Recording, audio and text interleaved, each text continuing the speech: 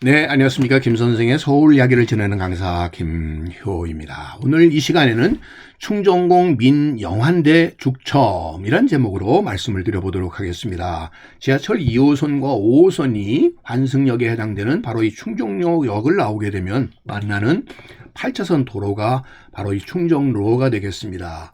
서대문 로타리로부터 아연 삼거리 사이에 이 도로가 바로 이 충정로가 되겠는데요.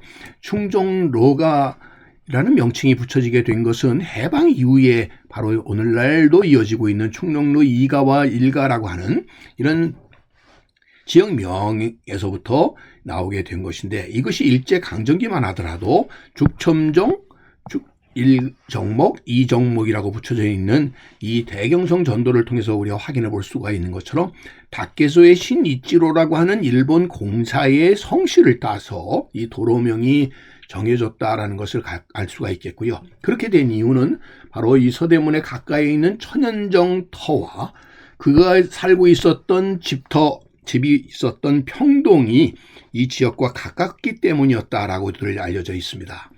지금 죽첨정이라고 붙여져 있는 것이 그래서 도로명은 이런 것과 연계가 되었다라는 것을 우리가 확인을 해볼 수 있는 것이죠.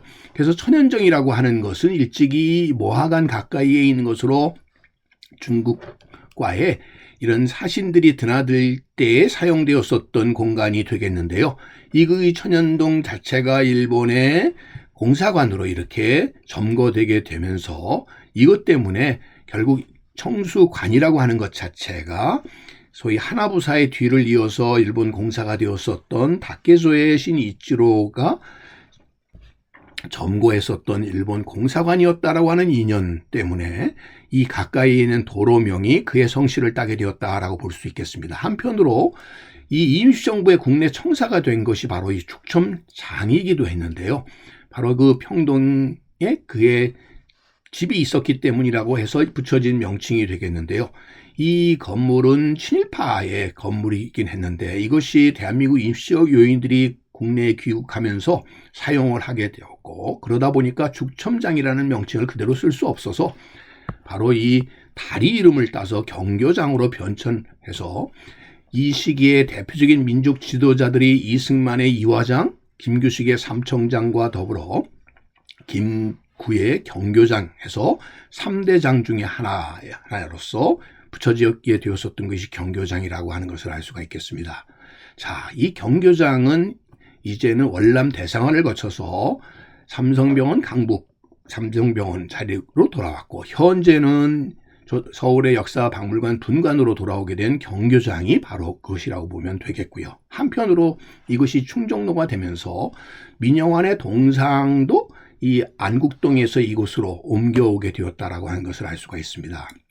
그래서 현재 바로 이 충정로에 민충정공의 동상이 세워지게 되었는데, 원래 그의 터가 되는 것은 안국동이었었는데 이 안국동 로타리에 세워져 있었던 그의 동상이 반정부 시대의 거점이 된다고 해서 결국 민영환의 집터가 있는 곳이라고 해서 도남은 앞으로 쫓겨났다가 결국은 조계사 뒷견수로 이렇게 옮겨와서 누구도 관심을 두지 않는 곳이었다가 이 민영환의 별장터가 바로 이 충정로변에 있는 프랑스 대사관저 근처다라고 해서 그곳으로 오늘날 이렇게 동상이 옮겨오게 되었다고 하는 것을 알 수가 있겠습니다. 현재 프랑스 대사관저의 모습을 볼 수가 있겠고요. 그래서 일제의 잔재를 없앤다는 의미로 죽첨 다케조의 초라고 하는 명칭으로 붙여졌었던 것을 결국 충정로로 이렇게 바꾸게 되었고, 그것이 오늘날에 이어져 오게 되었으니 이는 을지로라고 하는